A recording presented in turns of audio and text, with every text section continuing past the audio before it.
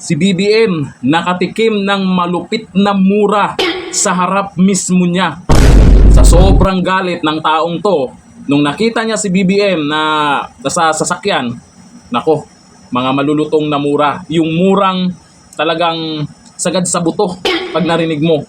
Siguro, galit na galit siguro siya kay BBM at hindi po niya mapigilan na sabihin to, buti ka mo, hindi siya hinuli, hindi siya kinulong nung sinabi niya yan, nung nagsisigaw siya ng ganyan.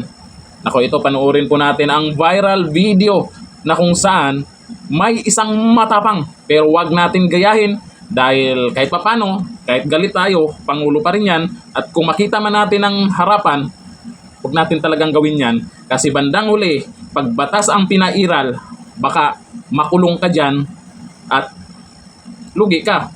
Diba? Kasi presidente ng Pilipinas yan. Sana Tapos murahin mo ng ganyan. Sa mga makapanood sa video na ito, lalo na pag baka mayroon tayong mga viewers dyan na mga bata, wag niyo pong gayahin to. Gago pre, si BBM, ayun. Tuloy po dyan, Tangina mo, BBM! Grabe. Bobo ka, bobo! Tapang, alam niyo sa totoo lang, sobrang tapang ng taong yan.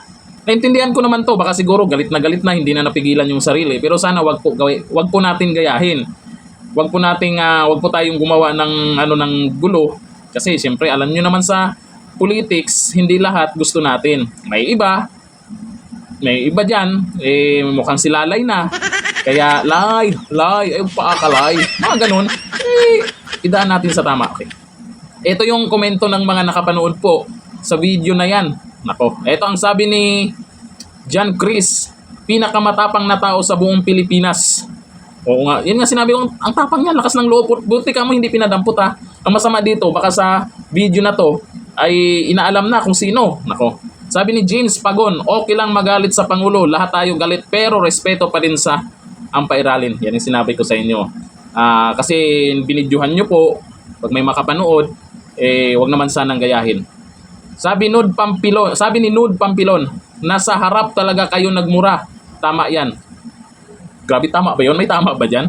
Alam niyo sa totoo lang, hindi ko naman sa kinakampihan si Dunyor ha. Maling paraan. Galit tayo. Pag ginamit din kasi natin yung galit natin, minsan, bandang huli, mabaliktad lang tayo. Di ba?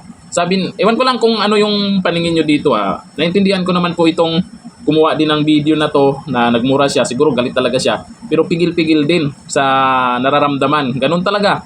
Pag sumobra yung galit natin, hindi natin napipigilan, bandang huli, napapaisip lang tayo. Mali na pala talaga. Mali na yung ginawa natin. Sabi ni Soy, andyan na kayo, di nyo pa binato. Ito naman, mga ano naman to. Kung ginawa nyo naman yun, kulong kayo. Sabi na Jim Lumabaw, puro pagkakataon nyo na, bakit pinalagpas nyo pa? Ano ba naman yung mga nagkomento? Kayo, sul-sul din kayo. Di ba? Basta para sa akin depende na yan sa inyo. Kayo na po balang umusga kung tama yung ginawa niya. Namurahin yung Pangulo sa harap mismo. Sa bagay, hindi siguro narinig kasi nagkakaway-kaway.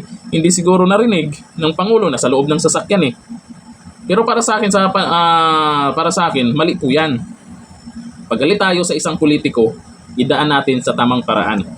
Kasi, ito ang tandaan nyo.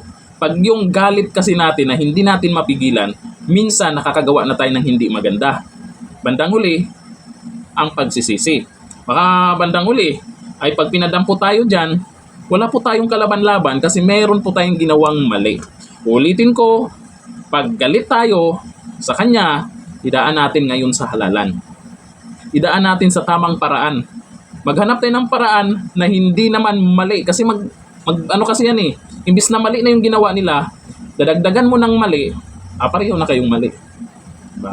Anong masasabi nyo po sa ginawa ng matapang na tao na to? Sa pagmumura, matinding mura, malupit talaga na mura, malutong na mura kay BBM. Comment tayo dyan. Nandito lang, thank you. Bye-bye.